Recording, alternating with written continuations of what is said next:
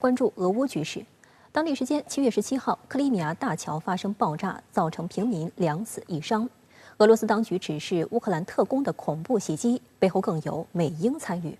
当天恰逢黑海港口农产品外运协议到期，俄罗斯宣布因协议中涉及俄方部分并未得到落实，俄方决定将不再继续执行这一协议，并强调与大桥爆炸无关。美国批评此举危害全球食物供应。中方则称，希望通过考虑各方关切，找到恢复协议的解决方法。黑海港口农产品外运协议17号到期，当天俄罗斯外交部发表声明称，该协议将于7月18号终止，俄方将关闭黑海西北海域的海上人道走廊，位于伊斯坦布尔的黑海粮食外运联合协调中心也将解散。声明表示，过去1年间，协议中涉及俄方部分没有得到落实，俄罗斯的谷物和化肥出口的障碍依然存在。另外，俄罗斯农业企业被解冻的部分海外资金转移到了西方国家的口袋里。声明还提到，西方对粮食价格进行操控，人为制造粮食短缺，只是为了将俄罗斯农产品从国际市场上排挤出去。俄罗斯发表声明后，联合国秘书长古特雷斯表示对此深感遗憾，并呼吁各方回到谈判桌解决问题。乌克兰总统泽连斯基表示，尽管俄方宣布停止执行这一协议，但基辅准备继续通过黑海出口粮食。他还呼吁美国等西方国家继续向俄施压。The result of Russia's action today, weaponizing food,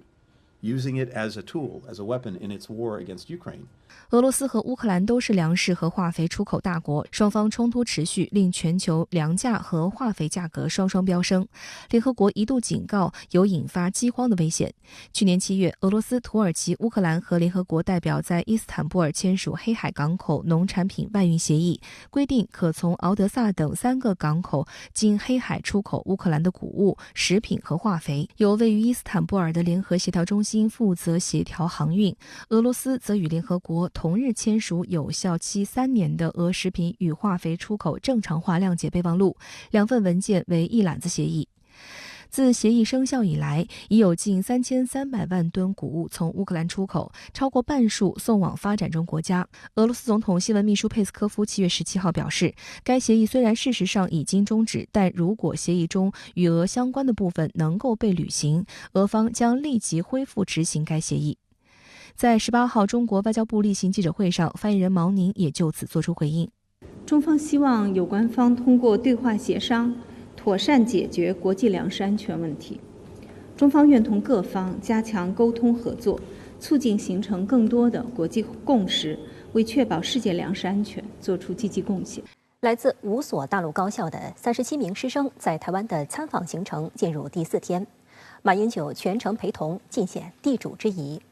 参访团一行先是到台湾中国文化大学交流，两岸同学还合奏名曲。下午到台北故宫博物院感受中华文化之美。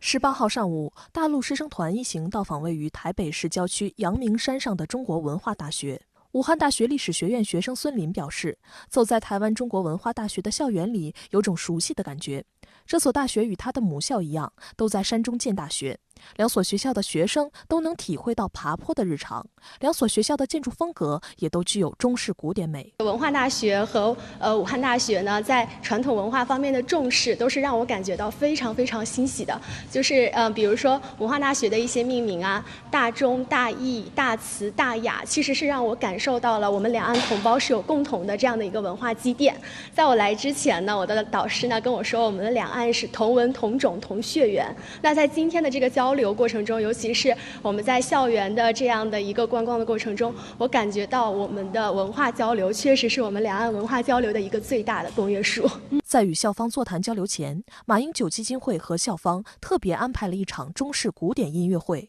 金庸的小说伴随着大家的童年，然后大家的童年里面少不了83版的《射雕英雄传》，然后它的主题曲《铁血丹心》也非常的好听，然后我就在这里跟大家献丑一下，我们先预热开个场。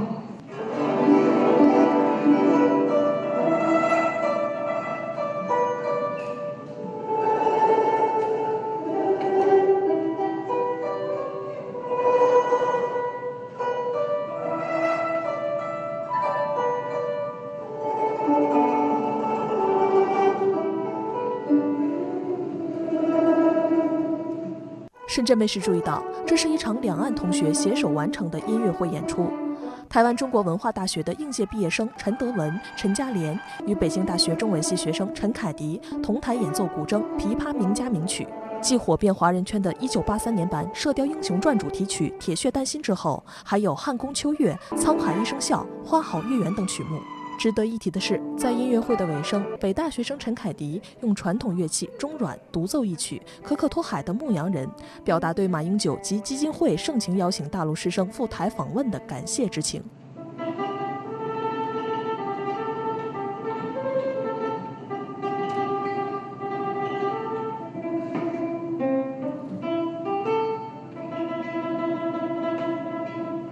演奏完毕后，马英九上台对3位同学表达赞赏。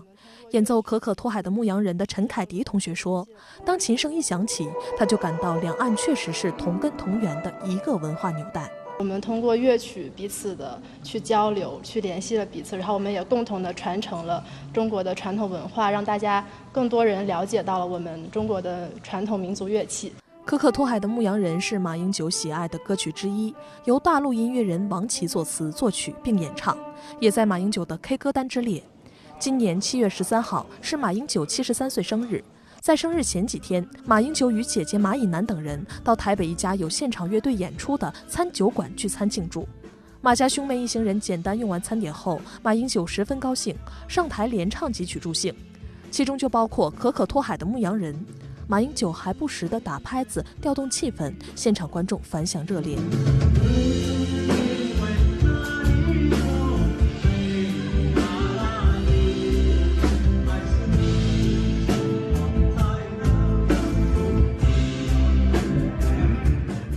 师生参访团来台第4天，马英九全程陪同。上午呢，这参访团一行人来到了台湾中国文化大学交流，这也是呢参访团到访的唯一一间台湾私立高校。比较特别是呢，两岸的同学联合演奏了全球华人耳熟能详的流行金曲《沧海一声笑》，还有传统名曲《花好月圆》。其中呢，来自北大的陈凯迪同学特别献上了一首由中阮弹奏的《可可托海的牧羊人》。我注意到呢，月初马英九73岁生日时，就在酒吧演唱了这首歌曲，可见呢，大陆同学们的工作做得很足。据了解呢，这首曲子呢是大陆同学特别安排给马英九的惊喜，马英九在事前完全不知情。听完演奏后呢，他表示非常的惊喜和惊艳。而下午呢，参访团一行人来到了台北故宫，正在展出的国宝聚焦和古画动漫等展览受到好评。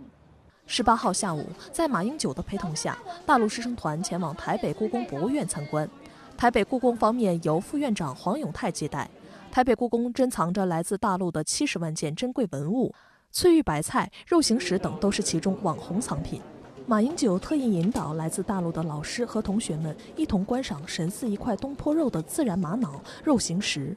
首次来到台湾的湖南大学姚瑞婷是北京人，他表示之前在北京故宫博物院看过很多文物，也经常在课本上看到台北故宫的介绍，此次亲身前来确实是百闻不如一见。我就感觉我们的历史其实是同宗同源的，所以我也特别希望能加强交流，实地走动就会更加亲近，就更好了。蔡英文执政7年多来两岸中断交流，甚至于兵凶战危的时刻，这一团来是非常具有重要性跟指标性的一个团。我们都希望透过这次的访问，能够慢慢的去降低双方的敌意能够达到真正的和平跟稳定。